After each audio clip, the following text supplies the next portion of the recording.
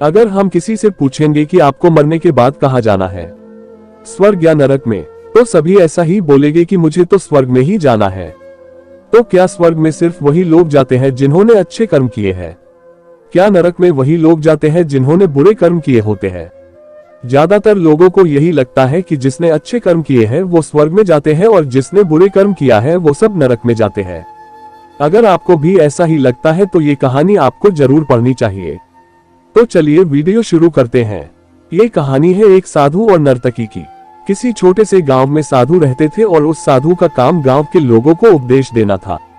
उसी गांव में एक नर्तकी रहती थी। उसका काम लोगों के सामने नाचकर गांव के लोगों का मन बहलाना था। एक दिन गांव में कुछ कुदरती आफत आ गई और ये साधु और नर्तकी दोनों उस कुदरती आफत में मर गए। मरने के बाद जब ये दोनों यमलोक पहुंचते हैं तब इनके कर्मों और उनके पीछे छिपी भावनाओं के आधार पर इन दोनों को स्वर्ग या नरक में भेजने की बात होती है। साधु को खुद को स्वर्ग में ही आश्रय मिलेगा, इस बात का अंदाजा था। दूसरी तरफ नर्तकी के दिमाग में ऐसा कुछ भी नहीं था, उसे तो सिर्फ फैसले का इंतजार था। तभी घोषणा होती है कि नर्तकी को स्वर्ग दिया जाता है और साधु को नरक। इस फैसले को सुनते ही साधु यमराज पर बहुत चिल्लाते हैं और उनसे क्रोधित होकर पूछते हैं कि यह कैसा न्याय है महाराज?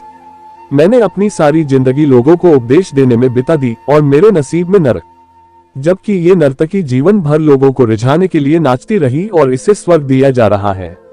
ऐसा क्यों? मेरे साथ ये अन्याय क्यों?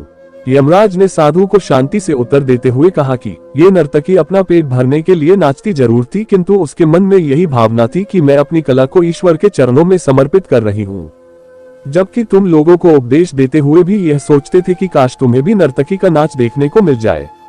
यमराज ने साधु से यह भी कहा कि तुम ईश्वर के इस महत्वपूर्ण संदेश को भूल गए कि इंसान के कर्म से अधिक कर्म करने के पीछे की भावनाएं मायने रखती है और तुम्हारे इस कर्म के पीछे की भावनाओं के हिसाब से ही तुम्हें नरक मिला है।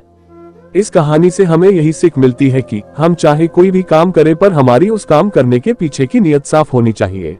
अगर हमारी नीयत साफ नहीं होती है तो हमें दिखने में भले लगने वाले काम भी पुण्य की जगह पर पाप का ही भागी बना देते हैं।